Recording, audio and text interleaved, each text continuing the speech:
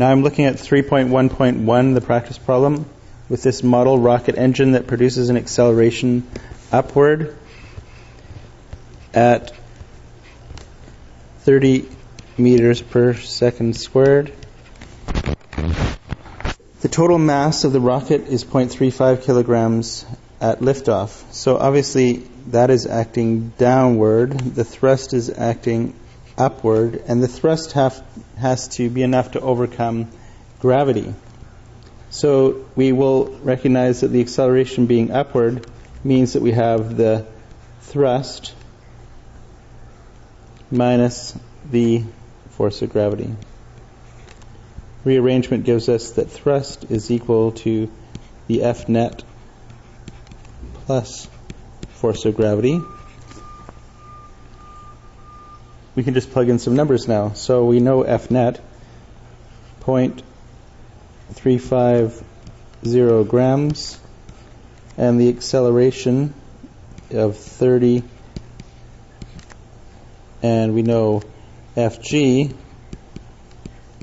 same mass, and 9.8. We want to know what the thrust is.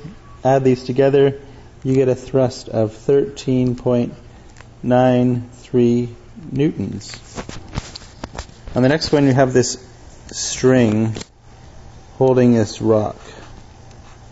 And it wants to know if you were to jerk the rock upward with that string, and the string could only hold 200 newtons, what acceleration would it require in order to break the string? In this example, F net is again acting upward. We know this because that's the direction of the acceleration. We know Fg is downward because gravity acts downward.